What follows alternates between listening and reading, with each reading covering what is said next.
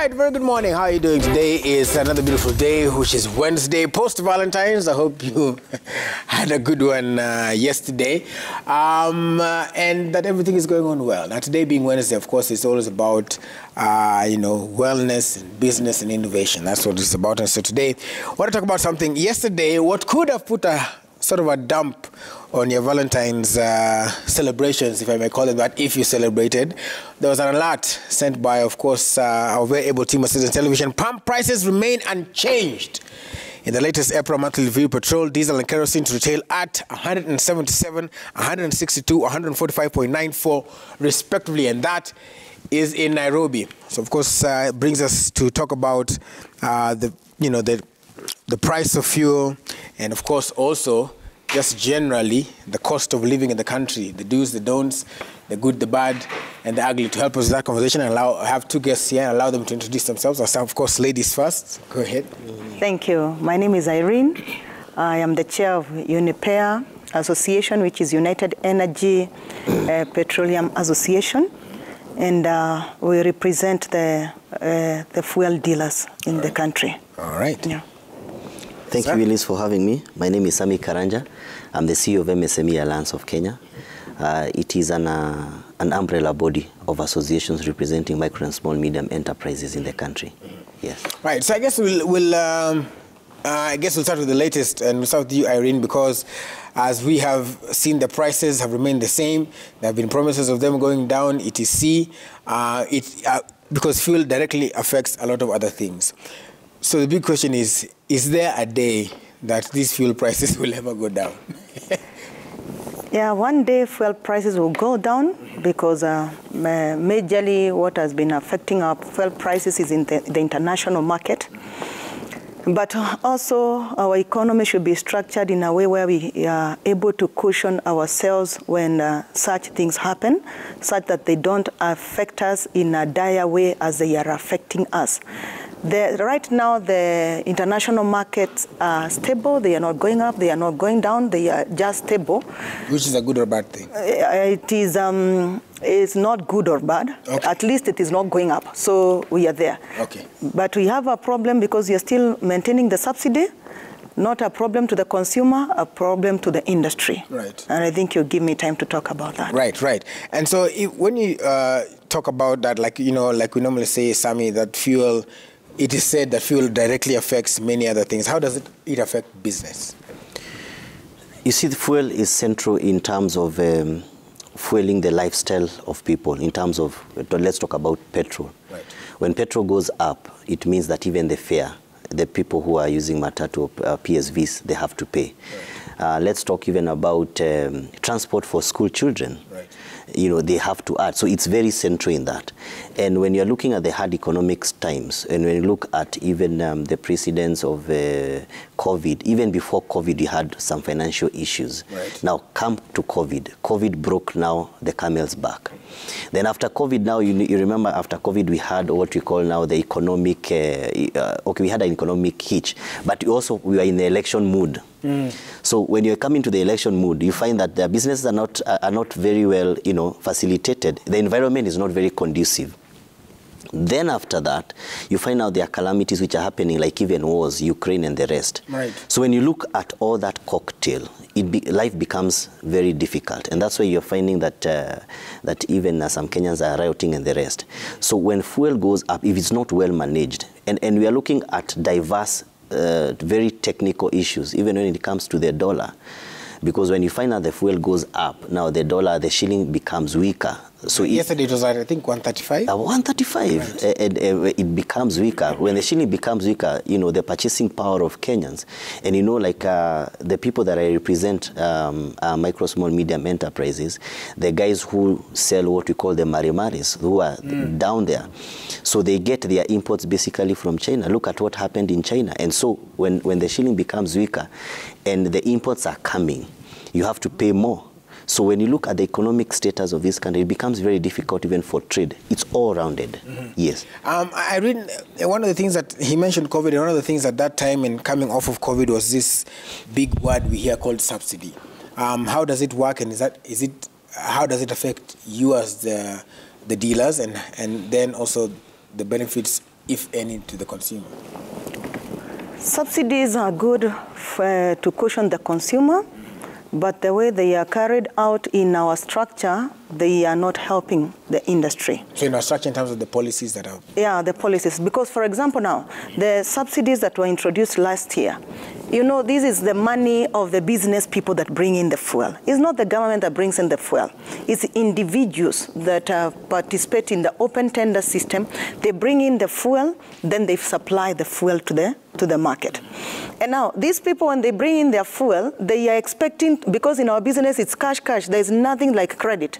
You sell cash. If you are going to borrow credit, it's from the bank, not from the market. Now, when they bring in this fuel, they sell it. And now the government does not pay the subsidy. For example, there's a time the subsidy was around 20-something shillings. So for 1 liter, this money is remaining, 20 shillings is remaining with the government. Right. And now the government is not paying back. So every time this business person goes to the market, they leave their money with the government, and the government is not going to pay back. The government is not going to, even when they pay, now they have not paid. They have around 60 billion that they are holding. That's a lot of money in the industry. And then when they are going to pay, they're not going to pay with any interest. So this person has borrowed money because there's no free money. You borrow it from bank or somewhere. You have to pay it with interest. You borrowed money, you're paying with interest, but your money is held by the government. And the government will keep giving promises. They gave them promise that they are going to be paying 3 billion per week. They have not honored one promise that they have given. So the market is dying down slowly. And I want to tell you, Willis, that our fuel is taxed. Highly taxed.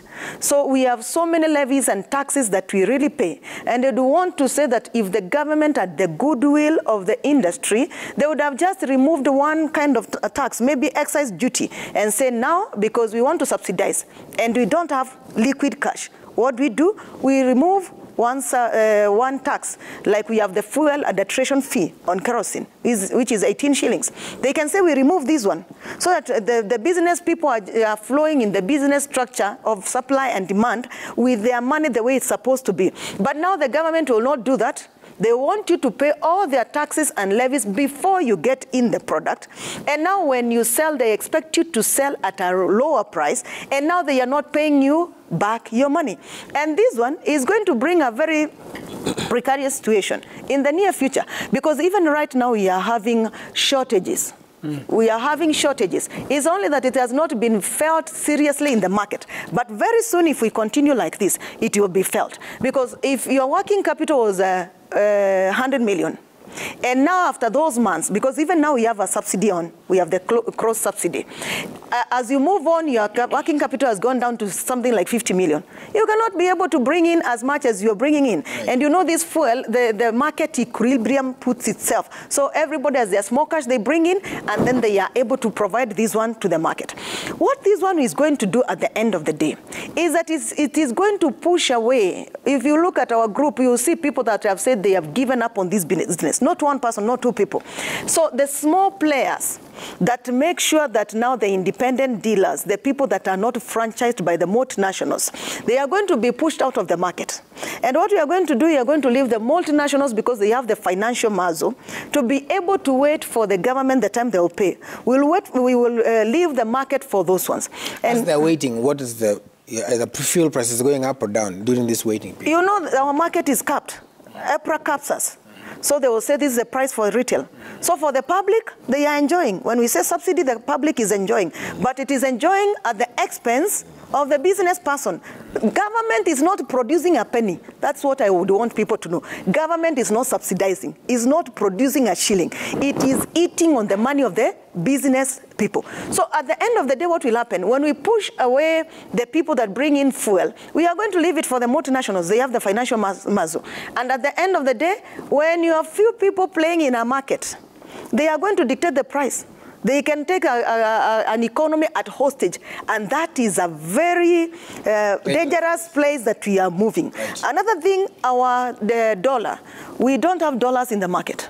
Yes. The prices are up. We don't have dollars. So you find the shipper wants to pay for fuel. They have liquid cash in Kenya shillings, but they cannot be able to access the dollars to be able to buy because you buy in dollars. At the end of the day, what do you do? The few dollars you get, that's the fuel you bring in. So at the end of the day, for example, for the retailer, we are paying high prices because we are capped. The wholesaler is not capped. So the shortage is going to take advantage of it so that he can also cover for the volumes that he's not able to pay.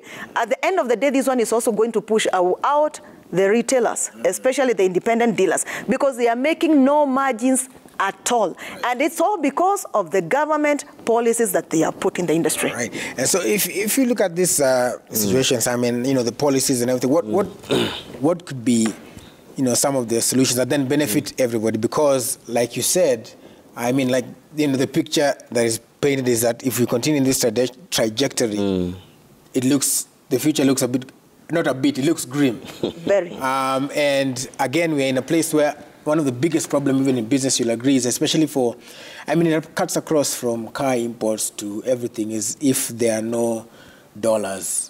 Basically, I think even now banks have put a cap. I think you can only take, I think, $10,000 or something like that. And the dollar, like we said yesterday, 135. Just in, I think January it was 10 bob less.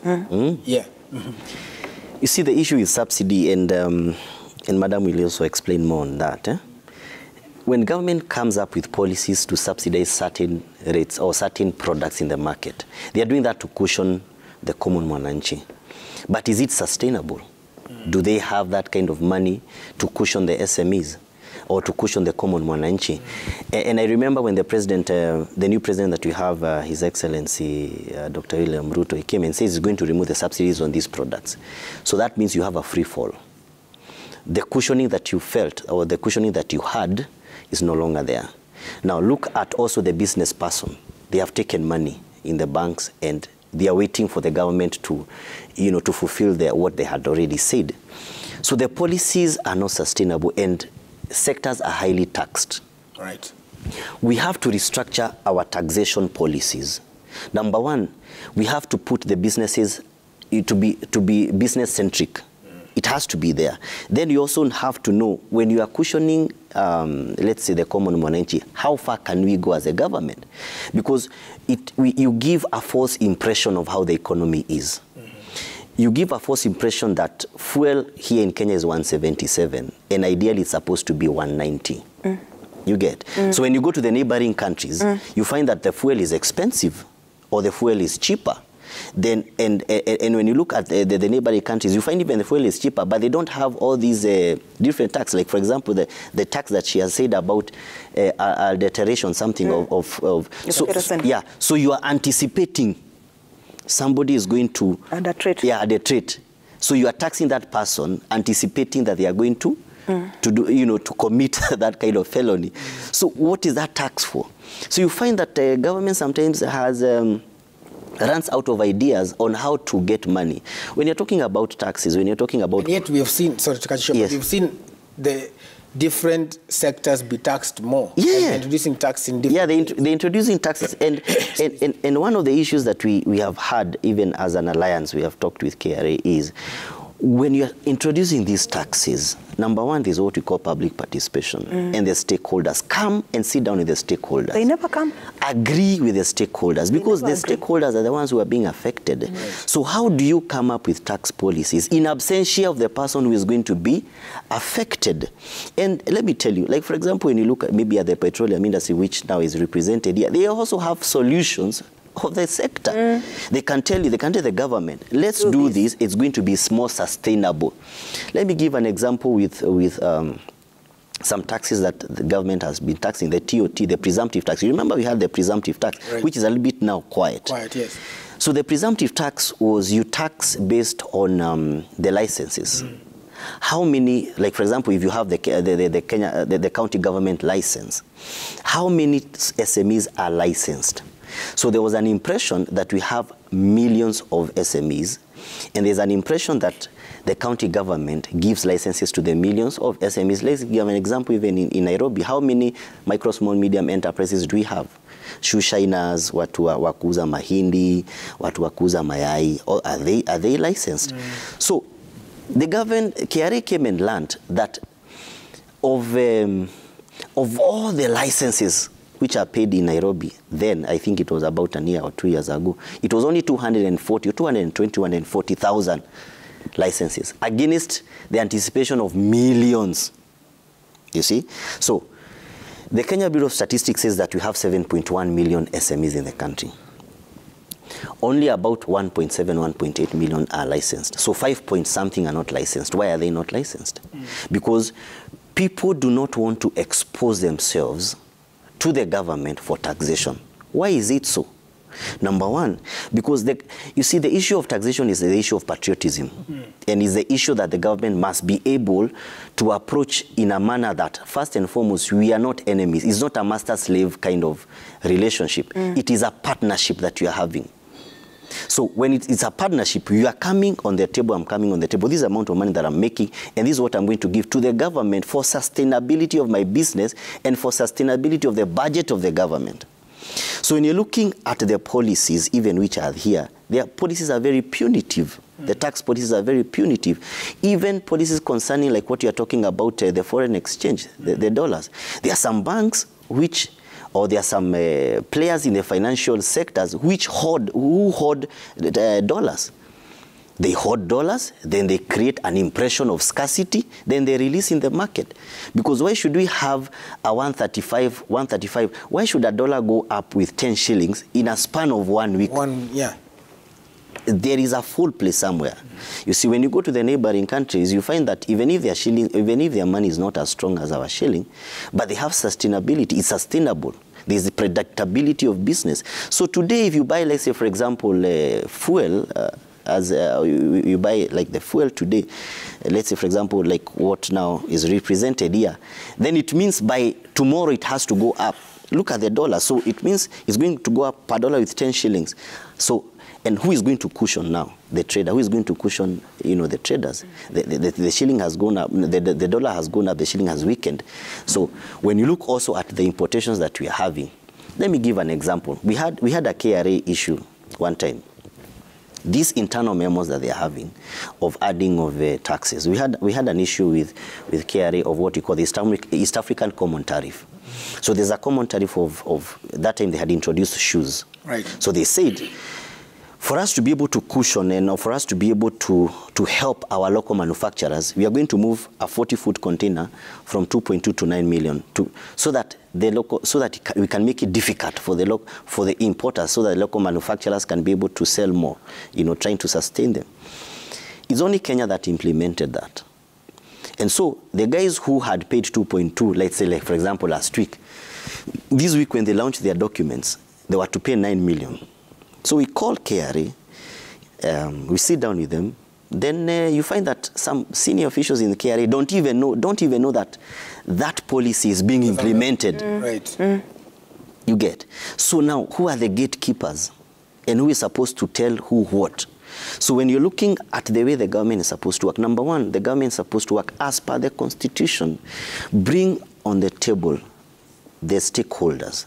Come with policies, let us agree.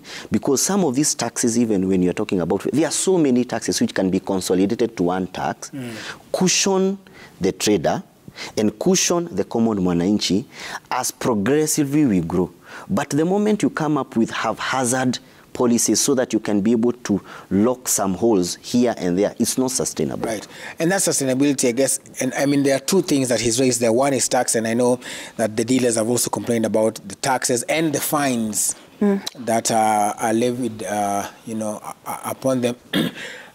If you are to be invited to the table today and asked about how best, like Sammy has talked about, how best can we move this industry forward, what would be some of the solutions? What do you think should be done? I'm happy he's brought the issue of KRA because this is a major killer for our private sector, especially for the fuel industry. Basically because the fuel industry turns over a lot of money. But what they don't know is that turning over a lot of money does not translate to high profits. It's a lot of money that you turn for low profits. Our margins are 4 shillings. This is what we've been given by EPRA, which we rarely get. Yeah, we rarely get even that 4 shillings. Of late now, we are just sustaining our customers. We are not getting anything. Now, as he has said, KRA KRA should rethink how they do their business. Right. Because they are behaving like policemen, and at least the policeman will say, this is not human, I will not do this. KRA, they will just come with the laws. And these are laws we don't even know, because they don't teach us. It's like, let's look at when people are doing these elections. There are very few spoiled votes because you have received a lot of voter education. Right. But how much education have you received on tax? Very little. Especially industry specific. Yeah, industry specific. So you find that you are there, you're a businessman, you don't know what to pay, how to pay. You go to them, you ask them, they also don't know. They will call you for a forum to teach you once in a month. The officer that is teaching you does also not know. So when you ask him, he will be like, I'll go and consult. Meanwhile, the month is ending, you're supposed to pay. When you're given this, the PIN, when you're 18, you receive the PIN to open an account to get a driving license. You are never told the implications of the PIN. You go to the bank, they tell you come with a KRA PIN. You come with a KRA PIN. They don't tell you you're supposed to file nil returns. So after 5 years, when now you're supposed to use this service from KRA, that's when you are told you're being fined for every year, not for filing for the nil returns. So basically, in our sector, number one, VAT is not sustainable, especially on the retail segment, because you find that the tax commissioner today will come and look at your cash flows. In our business, the cash flows are high. You say you qualify to become a withholding agent. So what, in the morning you find an email, and they don't consult you. You just find an email, you're supposed to become a withholding agent. We have appointed you. So our business is cash oriented. Everything we buy in cash. And because the margins are too small, you need this cash to continue working with it, even if you're going to pay the VAT at the end of the month. So many people, and there are some companies that are exempt. So you'll not be able to compete in the market if you're telling someone, I'm withholding 2% every time you buy from me. So what happens? They basically don't withhold. They go to the tax, the KRA, they tell them, I can't withhold. You know, the KRA guys will be nice to you until the time they come for you. Right. Then it's now time for the fine. They will look at your turnovers, they will give you a markup, they will give you fines you have never heard about. Let's come to the 8% VAT that we pay on the retail sector. We are supposed to give a receipt at the point of sale if you are eligible to pay VAT. Right. Now, in our business, how will you be able to give all the motorists a receipt? Imagine a border guy. He does not even know where to take this receipt. He is fueling 50 shillings. You have to give him a receipt. So you find the whole place will be littered. Even it is not cost effective. 50 shillings and you're making 4 shillings per liter. 50 shillings is not even a half a liter. How much money have you made so that you can be able to pay the receipt? But now when you talk to the KRA guys, they'll tell you, yeah, we can see it's not possible. But when they require money, what happens? They come to your place, you don't give a receipt, and basically nobody gives a receipt because it's not possible. Then they fine you. And you know the fine? It's not exceeding 1 million. So you can be fined 1 million for not giving the receipt. Another thing, like now we have the machines that are now connected to their systems. So the one that is selling to you, they are going to key in the input VAT. When you sell, you're supposed to sell as you key in the output. So the gross, they remove 8%. On this gross, there is transport. On this gross, you lost, because liquid, you cannot take even water from one cup, put it in another cup, it will be not the same size. So you have lost on the way. You have lost on the pump. For the wholesaler that brings fuel from Mombasa to the depot, they are factored for the losses. But for the retailer, nobody factors for the losses. So with those losses, your cost of production has gone high. But now they want you to take the all gross and pay them the 8%. They don't also know the small margins. This is the margin that you are using to pay your employees, to pay for rent. All the payments are on these small margins. Now you'll find that the implementations of things that they implement are not workable. And another problem we have is that KRA has so many corrupt officials. And I'm not afraid to say that. Everybody that has dealt with KRA officers knows, as much as there are few that are good, that enterprise is a place of corrupt people. Because how do you explain somebody coming and giving you a demand letter of 100 million and then tells you, you give me 5 million, you pay the government 2 million? How did you calculate? How can it come from 100 to 2 million? Yeah, because you have eaten 5. And because of this gap now, when KRA is told it's corrupt, they will say we are going to put up measures. Nobody is going to take your money. We are going to make sure that our officers are not corrupt. So they are going to give them a body camera. Who is going to sit in the office with a body cam to wait for you to bribe them? They will call you, or they use their friend to call you. And then you're going to send money or leave the money with a bag. Yeah. There are loopholes there. There are loopholes, and they are trying to show us. KRA are not here to defend themselves. So. The other day, called me with them, so that they explain to us why do they like working like this. Because at the end of the day, what they are doing, they are the ones that are killing the economy. Right. They don't give us information. And that's basically why most people don't pay. Because they don't know what they should pay. Right. They just know, another day I saw wheelies being finished by KRA. So what should I do? I hide. I don't want them to know me. And now what happens? Us that are good people, that want to pay, are the ones that carry the whole burden of paying. And that's what the problem is. So again, back to, like, if you were to give a solution to this, what would it be? After, of course, number one would be streamline KRA. What would be the second? The second, for the VAT, the VAT, I would say let it be put on the wholesale level. Okay. For this, the government will get more money because there will be no losses on transport. There will be nobody that is avoiding. There will be no pilferages. And this money we are going to, this VAT, we are going to distribute it to the whole of the economy. But now that they have just put it on the retail sector, it is still factored on the pricing, but they are not getting that money. If they can put it on the wholesale, they will get the whole chunk of that money, which is a lot of money. And it is not going to squeeze us. It is also going to seal the loophole of corruption. Number two, we have auditors. Auditors, we are business people. We are not auditors.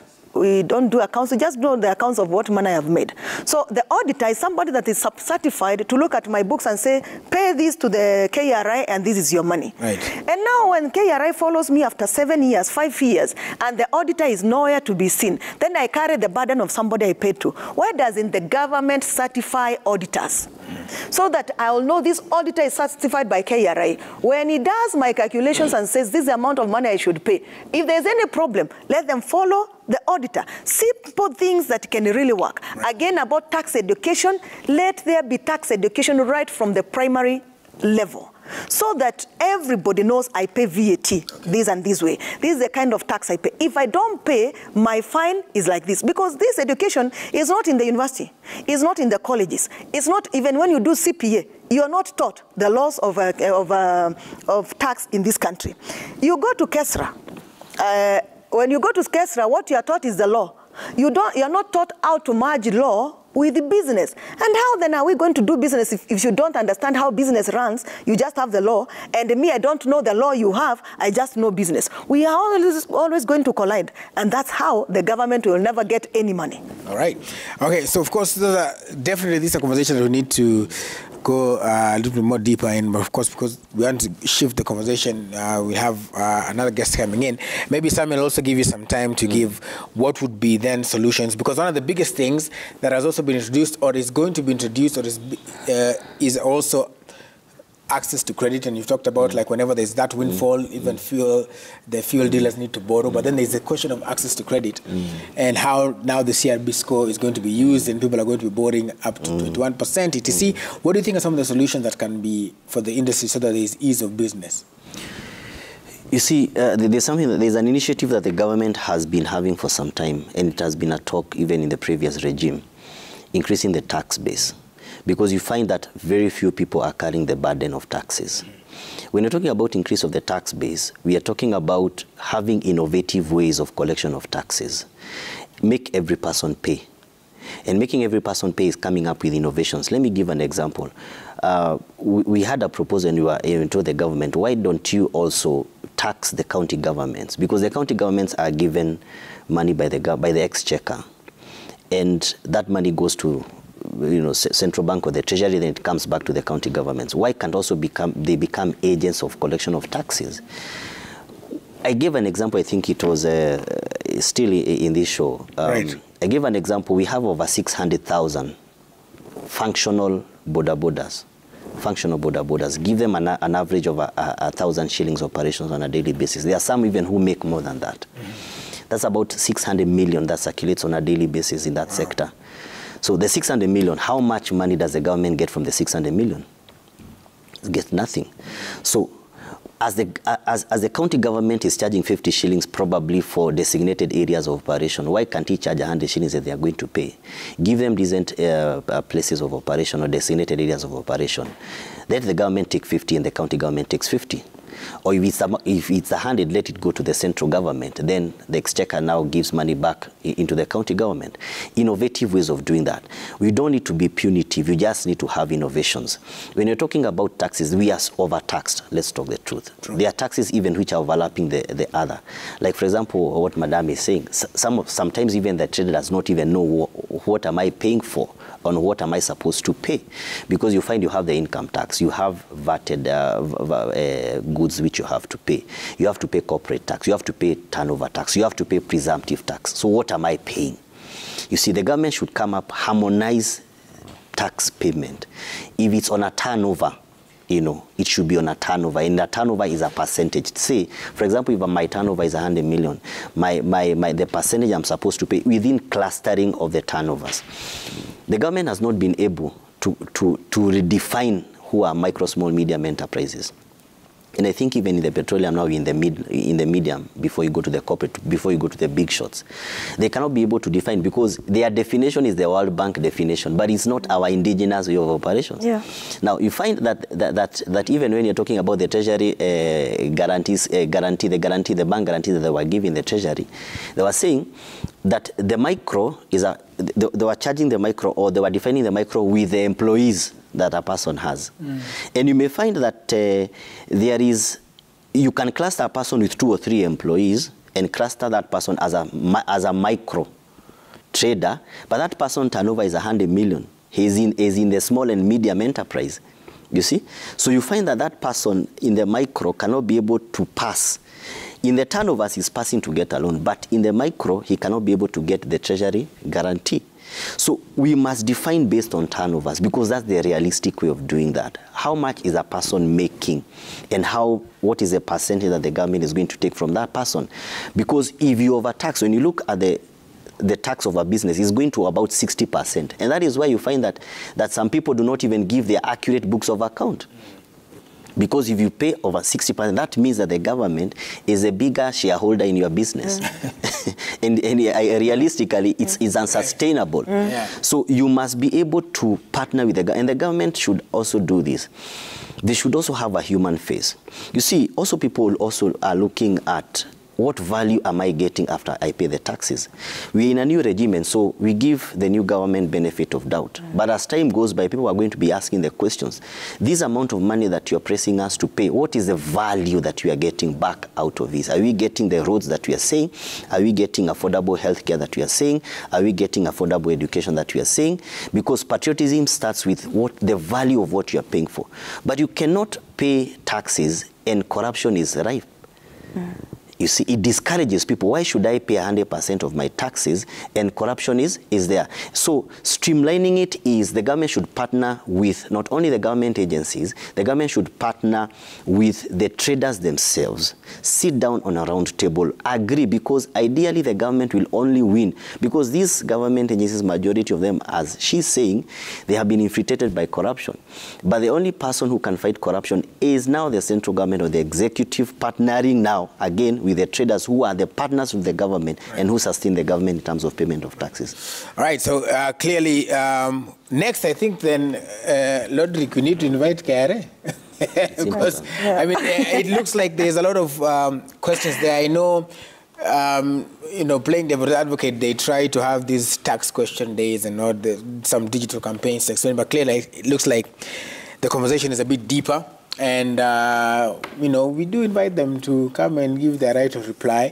And also to clearly more needs to be done. And like you said, right now it is okay, introduce the taxes. You've just inherited a new government. But as time goes by, questions will have to be asked. Very quickly, how, people who are watching can reach any one of you, whether it's by social media or so. We'll start with you, Sammy. How can we get in touch with you if they want to reach out to you? Oh, thank you. We have our platforms, the MSME Alliance of Kenya. We have our Facebook account. We have a LinkedIn account. We also have Instagram.